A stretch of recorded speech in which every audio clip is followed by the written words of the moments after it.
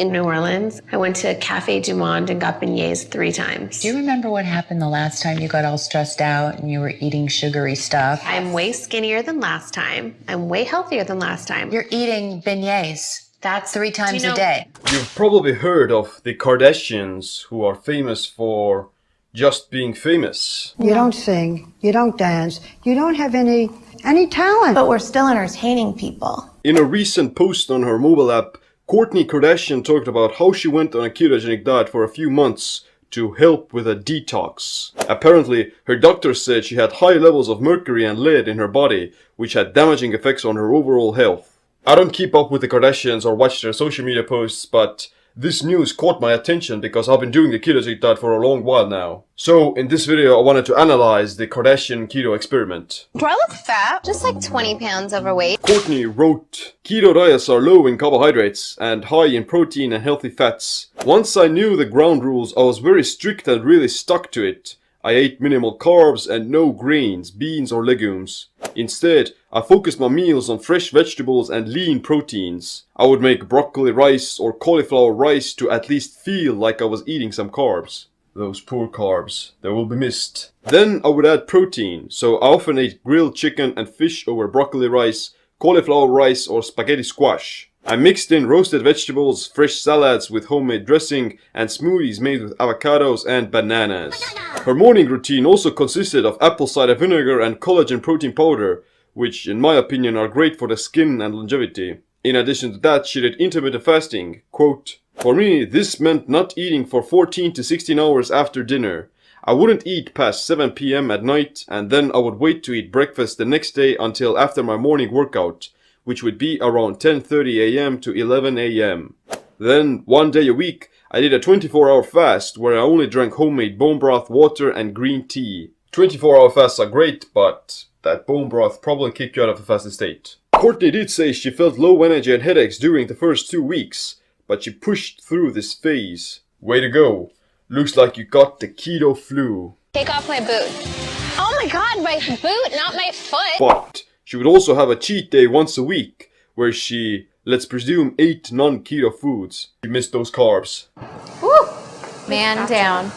Man down. So, let's break it down. Basically, she did a cyclical ketogenic diet with carb-up days. The standard ketogenic diet prescribes you to eat low-carb, high-fat and moderate protein, with about 70 to 80% of your calories coming from fat and less than 5% from carbs. The cyclical ketogenic diet is less strict as you eat keto during the week, and then have a carb refeed day. During the keto period, you'll establish ketosis for a few weeks before you get kicked out of it again by eating carbs.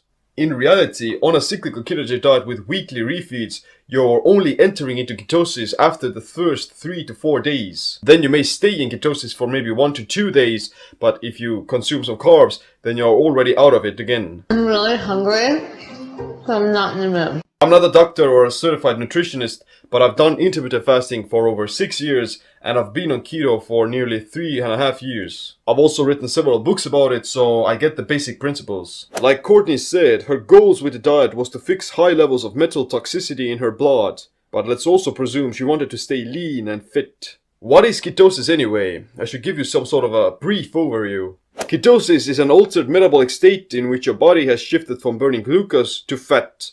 This can happen during prolonged periods of intermittent fasting, starvation, or eating the ketogenic diet.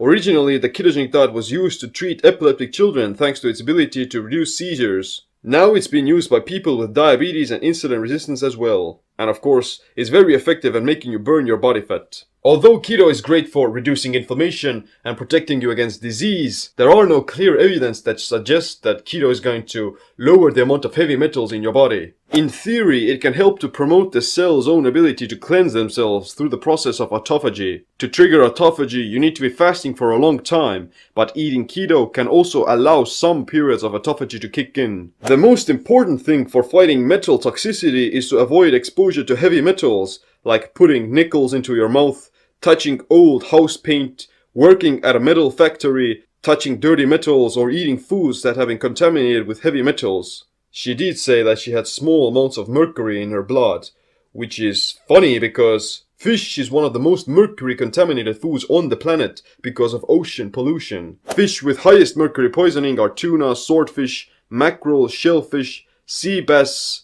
bluefish and shark. Fish with lower mercury are salmon, pollock, flounder and catfish. But let's also presume that the Kardashians are wealthy enough to afford low mercury foods, and she didn't make her condition worse by accidentally eating mercury contaminated fish. The same problem happened with Tony Robbins, who a few years talked about how he got mercury poisoning from eating too much tuna and swordfish. I mean, Tony's a big and healthy guy who exercises and eats right, but this hidden killer completely wiped him out of the park.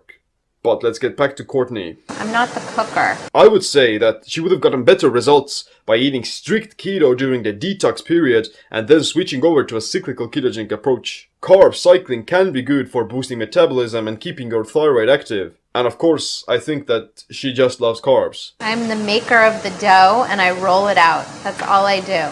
Overall, she had a positive experience but recommends checking in with a doctor before starting keto yourself. At the moment, she doesn't seem to be eating a ketogenic diet, as one of her latest blog posts talked about how she eats sweet potatoes, oatmeal and bananas. Most of her food still consists of organic whole foods like vegetables, avocados and salmon. Seems to me that out of the Kardashians, Kourtney either has the best personal trainer or is simply putting in more work.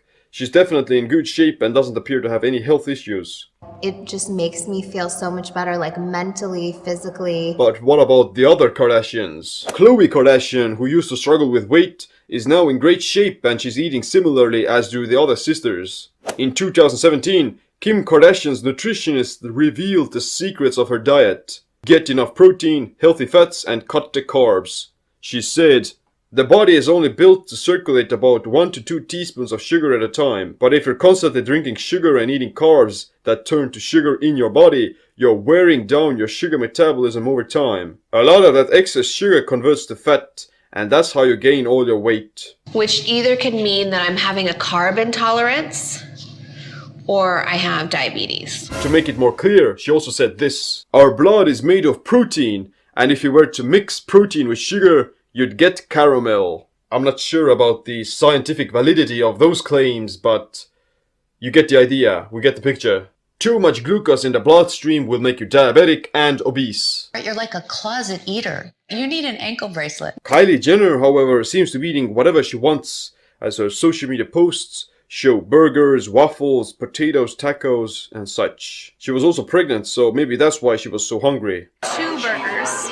One for me, one for the baby. One commonality amongst all of their diets is the elimination of dairy and gluten. These foods are very allergenic and they cause inflammation in the gut and the skin. I wish I could give you a more thorough analysis of what they actually eat, but to do that I'd have to pay their monthly subscription fee, which I'm not gonna do. You're lucky that I'm gracing you with my ideas. In conclusion, the Kardashians aren't eating keto all the time, but they do pay attention to how many carbs they eat and what other ingredients they put into their body. I personally think that it's a good idea to keep your body in this semi-ketotic state at least the majority of time. It's gonna keep your blood sugar low, it's gonna prevent your blood from turning into caramel, and it's gonna help you burn the fat. Gosh, I hope you don't have diabetes. Like I said, I'm not a medical doctor or a consultant, but I do have a lot of videos about the ketogenic diet, intermittent fasting, and many other ways of optimizing your body and mind. And then it's thick as But other than that, thanks for watching. Make sure you click the like, subscribe, notification bell as well. My name is Seem.